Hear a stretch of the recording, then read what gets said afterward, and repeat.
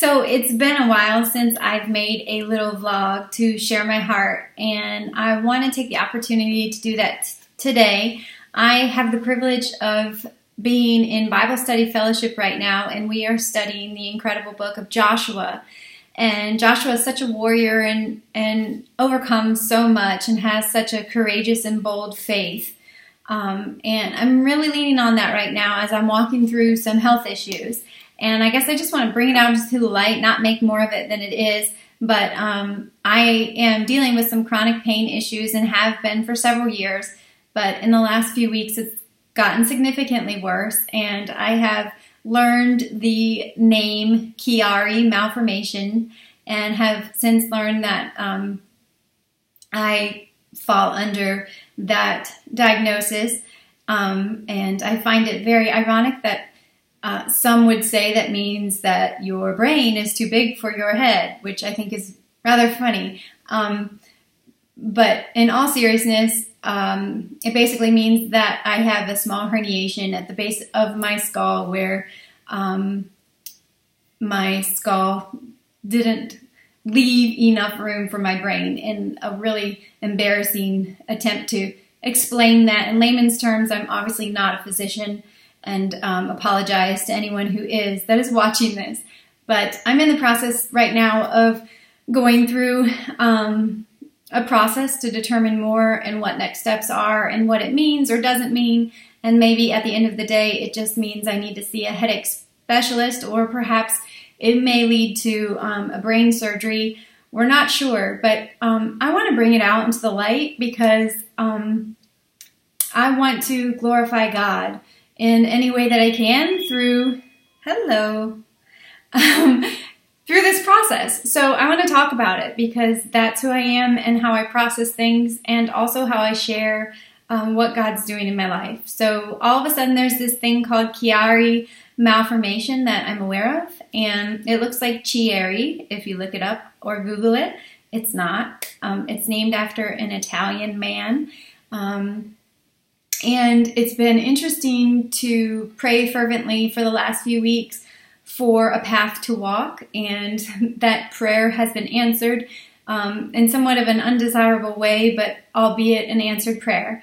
So to God be the glory. We are making progress in figuring out where this pain is coming from and how and what to do with it. But I want to talk about it today because I think that there are a lot of people who suffer in silence from many different things, and that's really a lonely place to be. And everyone chooses their own way of dealing with pain and grief. Mine is to talk about it. And I find so much hope in encouraging and helping others. And I also find it to be a very healthy distraction from my own issues. So I think that's part of the reason why I love to help people, is because it takes me off of the perspective of my own pain, my own things. So I want to share this with you today to encourage you in your own struggle, in your own battle, and whatever may be going on in your life that you feel alone. And I just want to encourage you and tell you you're not. Our struggles all look different. Our lots of land where we've been purposed and positioned, our role to play, all looks different. But I want to encourage you in yours today.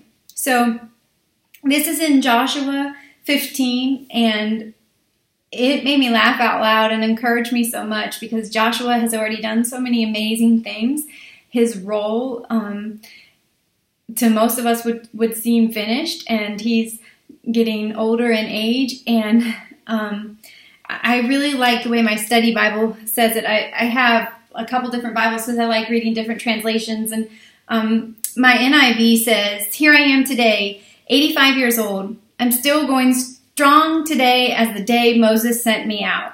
I'm just as vigorous to go out to battle now as I was then. Now give me the hill country that the Lord promised me that day. You yourself heard."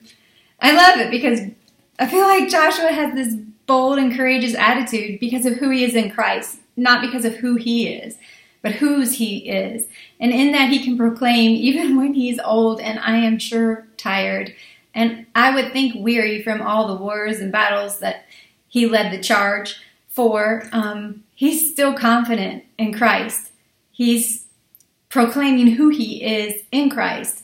And I loved his attitude. And I love that in Joshua 14, at the very end of the chapter, it said, the land had rest from war. So Joshua didn't need to say that he was tired. God gave him rest. God created a place of refuge. And Joshua had the attitude that comes with knowing who you are in Christ, despite your lot of land that you've been assigned to, whether it's beautiful and scenic or rough and rugged. He has the mind of Christ, and he has this beautiful spirit about him that I find so encouraging. The Message translation says, "This land on which feet have walked will be your inheritance, you and your children's forever. Yes, you have lived totally for God. Now look at me. God has kept me alive, as he promised. It is now 45 years since God spoke this word to Moses, years in which Israel wandered in the wilderness. And here I am, 85 years old. I'm as strong as I was the day Moses sent me out," which was a long time ago. "I'm as strong as ever in battle, whether coming or going. So give me the hill country that God promised me. You yourself heard the report."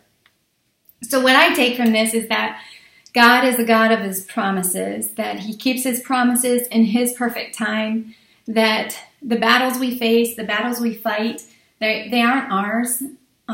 We don't have to go out in our own strength and try to make sense of them or claim them.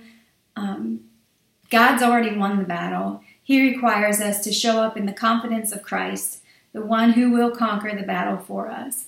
And so I just want to share that today, because I know that I know a lot of people going through a lot of things, shared or not. And I want to encourage you where you are. And I also want to bring to light that while I don't like to sit around and dwell on my health issues or what I am walking through, I do want to talk about it. So I have some severe headaches right now, and we are working through the process to figure out why and what to do next.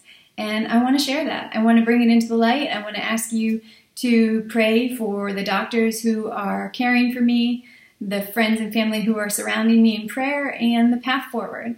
I also would like to specifically ask that you pray for my family, because they see behind the smile when the pain is at its worst, and they love me through it. And also for the seniors that I'm leading right now at Coastal Carolina. It's so significant to me to play a strong, positive role in their education, in their lives, and I don't want what I'm walking through to hinder that. And so I would ask specifically that you pray for me in that role, in this battle, in this lot that I've been handed. And I too, like Joshua, am going to say, here I am, a little busted up, maybe even a little broken, but I'm willing to go where you send me, God, and I'm thankful for the lot that's been given to me. And I ask that you continue to encourage and strengthen me and send me wherever you want me to go, and give me the strength to show up and do it. Thank you. Be encouraged in your walk.